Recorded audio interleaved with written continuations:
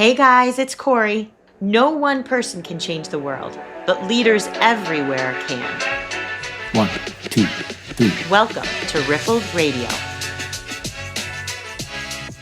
So, non-traditional way to start today's episode. So today we're talking about, are you a Rippler? And before we talk about whether or not you are one, story, because it's on my mind, and that's always sort of what inspires me to get talking about a recent ripple I saw, which is not entirely in the scope of anything we've talked about, but I think it proves the point that like anybody can be a rippler. So I was watching, I'm laughing at myself. Anyone that knows me knows it's ridiculous. I was watching a college football game last night, which is ridiculous because I really don't know a lot about any sports, especially if my kids don't play them. But my friend's son is a college football player at Georgia. His name's Lawson Lucky. They won a championship last night. I think the SEC championship. Is that what it was, Jess? Against Texas? Maybe. I know as much as you do. Let's hope I'm right. We'll fact check it. If not, maybe you can like put a disclaimer. It's not really the point of the story. The point of the story is this sophomore college athlete. There's articles out there about him if you Google him, but he chose Georgia because he wanted to go to a school, in part, that was in driving distance for his mother, because his mother also takes care of his little brother, Cannon, who was born with a really big disability. And so it's a lot of work to travel with him.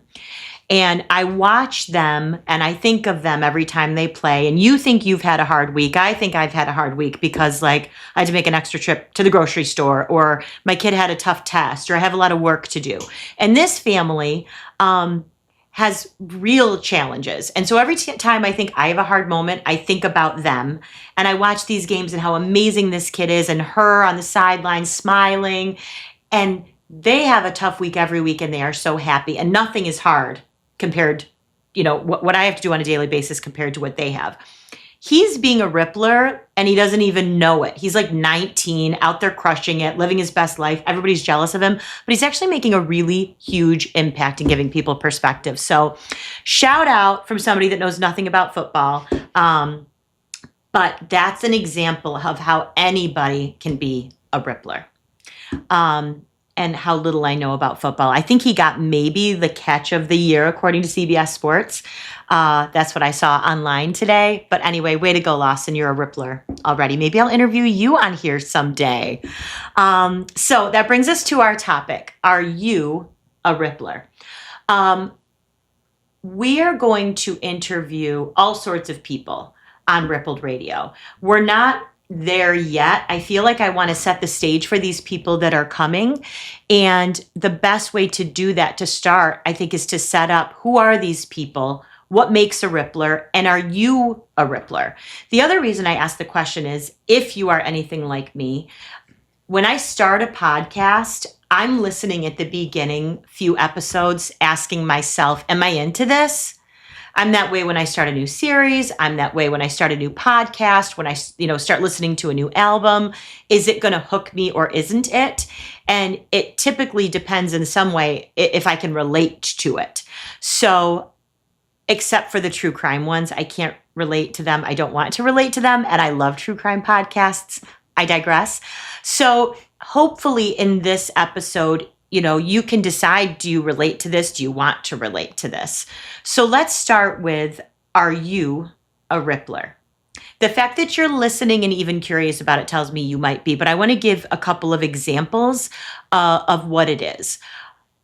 In a really obvious world, those of you out in the working world, are you a leader in any form? Now, you might have a title of a leader and you might not be a rippler. You might not have the title of a leader and you actually might be a rippler. So what's the difference? What's the difference, right?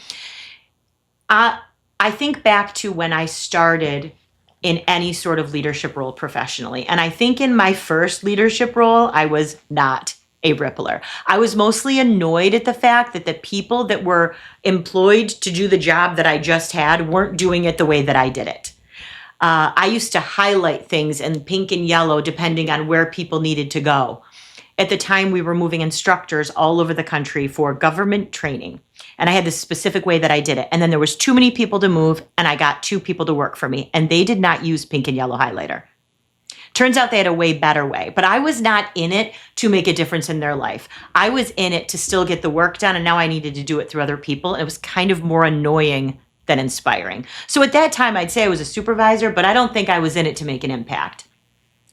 Fast forward in my career, I had my first opportunity for leadership roles. I was at a company that used the word leadership, not manager, right? And I knew at that point, if you wanted to lead people, you had to be interested in them and you had to care about them. And I remember somebody offering me an opportunity, and I said to them, I am way too selfish to want that job right now.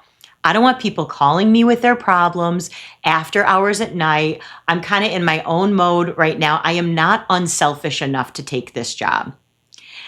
I was so honest and candid in that moment. I don't know if I would have advised myself to say those words or not, but it was true and I wasn't ready for it. Fast forward, the next time I did become a manager of people, and I started to get this feeling that I was more interested in their success than I was my own. I was not as obsessed, or I should say I was equally obsessed with getting the work done, but also getting the work done in a way that made them feel like they accomplished something. I equate it sometimes to that being my sale. If you've ever been in sales and you make a big sale, you kind of get this rush, and that's your win. You transition from your win being something that you did to your win being something that someone else did. And I think that's the first sign of a rippler. So if we compare that to other things besides the job, I would imagine a lot of teachers are ripplers or started out, being ripplers. I think that the teaching profession is so hard now. There's a lot of days it feels like it's probably about a lot other than making a difference in kids' lives. But teachers in general are natural ripplers. You're not out there to get rich. You're doing it because it feels good to help a kid have a great day. I think about coaches, particularly youth sports, which we won't get through very many episodes of this without me talking about it because my kids are in youth sports. But they give up a ton of time and deal with crazy parents just to help kids get better. I think about parents. Parents are hopefully the ultimate ripplers. Like, you're happy because of your kids' achievements. So I'd say number one, are you a rippler, is do you get more joy from other people's accomplishments than you do your own? Second piece is to be a rippler.